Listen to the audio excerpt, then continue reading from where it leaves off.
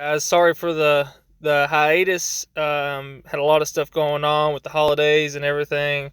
I still stayed on the DFS train. I stayed hot, um, cashing pretty much every night. Um, there was a couple weird nights between now and my last video, but I did pretty well. Tonight I want to get straight into it. Like I said, before we get into my picks and core plays, I'd like everybody to go down and subscribe and like this video so it gets more public and we get more views and we can get this channel going the right direction. Um, I'm going to give you my core five plays, and then I'm going to throw in some people that I like as well, because there's a few different builds that I've done. I usually a single lineup guy, but today with the games and the players that I like and the value on this slate, I've mixed things up quite a bit and made a couple different builds. Uh, this one right here is more of a cash build, not a GPP. But Damian Lillard, let's go to him first. It's a primetime game at Golden State. He's from the Bay Area. He always gets up for this game. But Portland Trailblazers play bad on the road anyways. But the thing with that is, if this game is going to stay competitive, they are going to have to run through Dame. Dame is a scorer, which I don't play him a lot, even though he does get a lot of fantasy points, but he's score independent. He don't stuff the stat sheet like some other guys. Um, but I don't trust McCollum. He's going to be, he's consistent 25, 30, every now and then have that blow up game, 40, 50 points. But for consistency and for a high ceiling, I'm going to go with Damian Lillard tonight. Next guy up is Buddy Hield. I know he's scary to play, but the Kings' prices have been going up. DraftKings has caught on to that. You used to be able to throw De'Aaron Fox in, Buddy Hield in, wherever you had a if the salary remaining was landed on one of them guys, you felt comfortable that they can get you 40. But now it's getting to the point where you need 40 for their salaries. But Buddy Hield's still priced down a little bit tonight for the matchup that he has in a very high-paced game. Sacramento and the Lakers are top three in the league in pace per game. So if you come down here and look at his game logs, OKC, he had a monster night at 56, 43, 39, and he came back down to earth against the Clippers, but you could see his minutes dipped from 37, 38 minutes down to 26, and he got 20 points. So it's not a point per minute, but I mean, for Buddy Hield, he's been pretty consistent. He's averaging 32.5 points per game. If he hits just his average for the year at 6,900 in a cash game, he's going to pay off well. Lance Stevenson, 4,200. His price went up a little bit as I anticipated, with LeBron James going to be out tonight, and LeBron James he's going to miss a few games. But if you come here and look at Lance Stevenson's stat line, don't let the last three games scare you. The 12, the 1, 11, his minutes will increase with LeBron James out. If you go to the three games prior to that, 23 minutes a game, 25, 26, 26. Even at his 12-minute game, he scored 12 points. 11 minutes, he scored 13 points. The guy's more than a point per minute player. I project him getting anywhere in the range of 25 to 30 minutes tonight, just for the fact that LeBron James is out and they're going to have to turn to somebody to get them some production. Everybody's going to benefit from the Lakers side of it, and I'll talk about a bunch of them later. But I believe that Ball has the potential to do well tonight, and I hate saying that because Ball is one of my least favorite players ever in the NBA. Him and his family talk the talk, but they don't walk the walk, and he's had a few blow up games when his usage is up, and with Rondo being out and with LeBron being out, they're going to need a ball handler out there, and I think he's going to be the guy that gets the uptick in the minutes. Brandon Ingram is another guy, but he's always plays those minutes.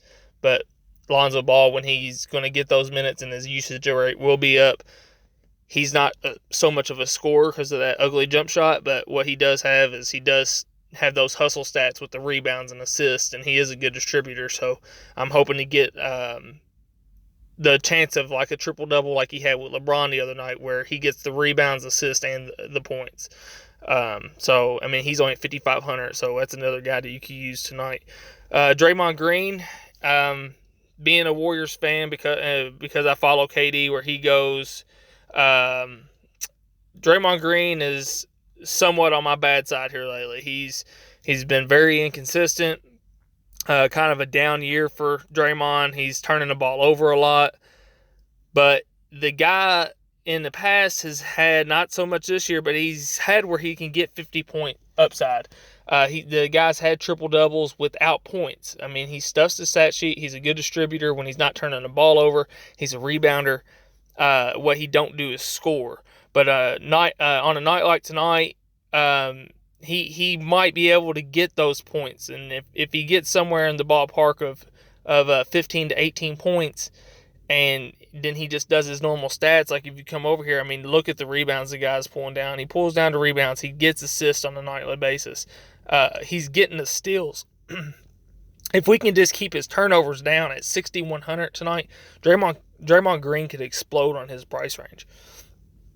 Let's go down here to Clint Capella. His numbers since Chris Paul has been out because of the drive and dishing from James Harden, that alley-oop that they do is a beautiful thing when it's on. And right now, the Rockets are having to rely a lot on James Harden and Clint Capella. And if you look at his last two games while Chris Paul hasn't been there, 54 and 53 points. This Boston game is going to be a very high-scoring game at Houston, kind of an uptick in tempo for Boston.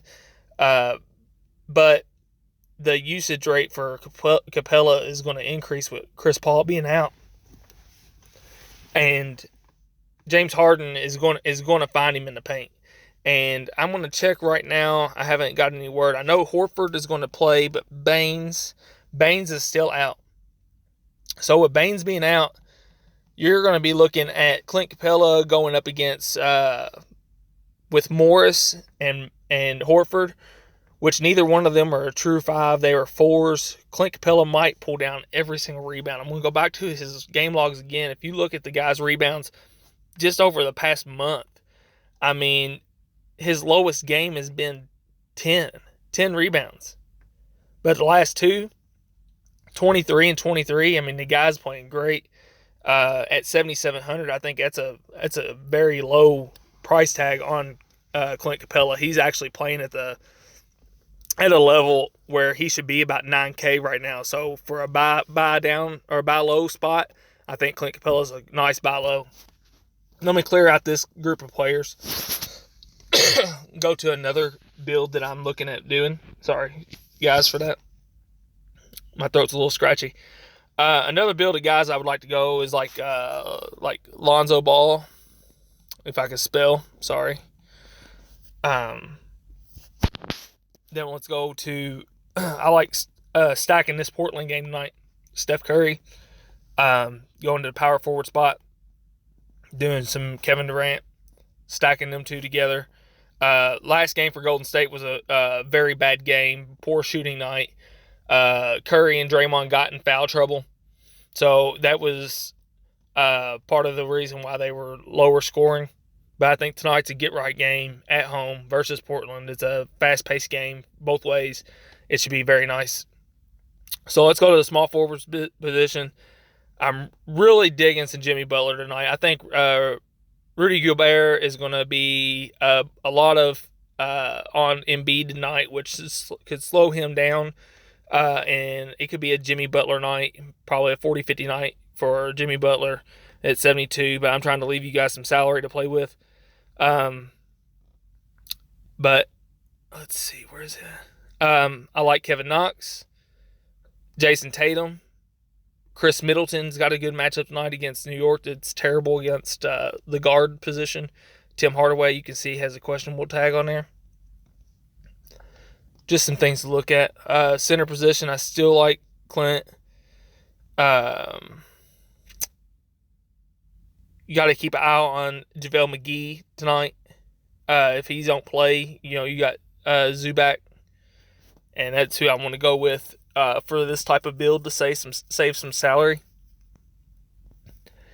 Um, and another guy that I'm continuing to play just because his salary is low for the potential blow up that he can have, and in a pace up game tonight, I'm gonna go right here with Bielitsa. That's giving you 5,300 left over. I mean, there's some crazy things that you can still do with this lineup. Still, with having these big guys here, I mean, you can still add your Draymond Greens. You can even fit. You can even fit Dame Lillard or somebody like that into this lineup. Clear this out. Sorry, we'll do it this way so I don't come off this screen. Some value guys that I'd like you guys to look at. One is Kyle Korver. Kyle Korver, you can look at since he's went to Utah, he's played 20, 26, 19, 21 minutes. The guy's been productive except for one game. I mean, he's been a point per minute guy except for that one game against OKC, which has a little bit better perimeter defending, and Kyle Korver strives and builds his fantasy production off of the 3-point line. Another guy that we can go look at is Austin Rivers. Rivers being traded to Houston. I mean, you can see he's been playing some minutes. He played 19 his first game against Boston. 34, 31. Chris Paul being out, he's going to have to play an uptick in minutes. I know James Harden's not 100%. So in the likelihood of a blowout, or which I doubt that happens against Boston, but I mean, if it's the NBA and crazy stuff's been happening, if they blow out, Austin Rivers might get an uptick in minutes with Harden being not 100% with a calf injury. He might even be on the floor a lot with Harden playing 31 minutes. At just some value to look at. And one other guy as a salary saver. Where is he at? Is he power forward eligible? I think so. 3,200. Yes. Myers Leonard. Let's go look at him. Guy's not going to pop off on a stat sheet, but what he does get some minutes. They've been leaning toward him more than Zach Collins. You can see the games that he does get a lot of minutes. He is scoring almost a point per minute. The guy is capable of scoring points. He is going to pull some rebounds. He don't do much else other than that. He doesn't look like he's much of a distributor. I mean, you look at his assists, he hadn't done much of that. But for 3,200, if you were to get him into your lineups, you can do some good things getting some stars, because most of the stars are actually priced down tonight. Kyrie Irving is 84. I think the two highest stars tonight is Giannis and James Harden. So if you guys want to get these studs in, I mean, you got Harden and Giannis. If you wanted to get both of them in your lineups, it's very possible. I mean, just throw a Kyle Korver in there. I mean, you have 4,800 in salary left over remaining that you can average out amongst your players. And there's cheap centers. There's like I just showed you, Myers Leonard. There's people that you could put in there to stuff these go stars and scrubs tonight if you wanted to. So just whatever build you want to do. I just wanted to give you guys some options out there. And you need to build a build that is unique. It's only a 5-game slate, so if you really want to take down a GPP, take a few chances. If you just want to cash, or you just want to play double ups, play it safe. So it just depends the type of game you want to play tonight. But if it was me, on a 5-game slate, GPP is the way I want to go. I am going to play my double ups just in case I don't do as well as I anticipate. At least I know I'm going to get my cash back on a double up game. So it's just a bankroll management, smart management of my money, so I don't ever have to deposit back into my DraftKings account. I'm playing on house money every night. So just be smart at what you bet. Do your research. Take a look at my picks. Try to incorporate those into your research. And good luck on this slate tonight. Like and subscribe to my channel. And I'm out.